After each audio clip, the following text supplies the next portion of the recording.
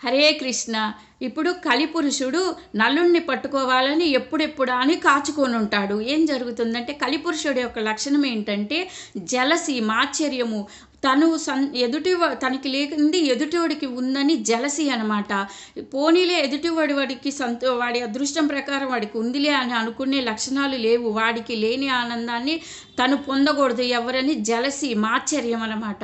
ఇలా ఉన్న సమయంలో నలుడు ఏం చేస్తాడంటే తను రాజు కాబట్టి రాజకార్యాలన్నీ పూర్తి చేసుకొని వచ్చేసరికి సంధ్యావందనం దాటిపోతుందని చేసుకోవాలని ఏం చేస్తాడంటే మూత్ర విసర్జన చేసి కాలు కడుక్కోకుండా సంధ్యావందనం చేస్తాడనమాట. సంధ్యావందనం చేయాలంటే ఆచమనం చేసి ప్రాణాయామం చేసి సంధ్యావందనం చేయాలి. అసలు శుచిగా శుభ్రంగా చేయాలి. స్నానం చేసి పూజ అయినా సంధ్యావందనమైనా ఈ రెండు మరిచిపోయి లేట్ అయిపోతుందని కారణం చేత సంధ్యావందనానికి కూర్చుంటాడు.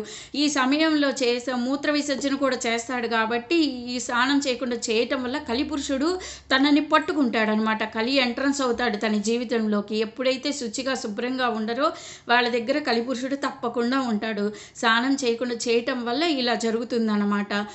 ఈ సమయంలో ఏం చేస్తాడు కలిపురుషుడు ఎప్పుడైతే నలుడి జీవితంలోకి వచ్చేసాడో ఇంకా షడ్వర్గాలు మర్చిపోయి కామ క్రోధ మదమాశ్చర్యాలకి తారస్థాయిలో చేరుతాయి. నలుడికి కోపం విపరీతంగా వస్తుంది. ఇలా ఉన్న సమయంలో ఏమవుతుందంటే పుష్కరుడు అనే తన బాబాయి కొడుకు, నలుడి బాబాయి కొడుకు పుష్కరుడు నలుడి రాజ్యం మీద ఒక కన్నేసి ఉంచుతాడు.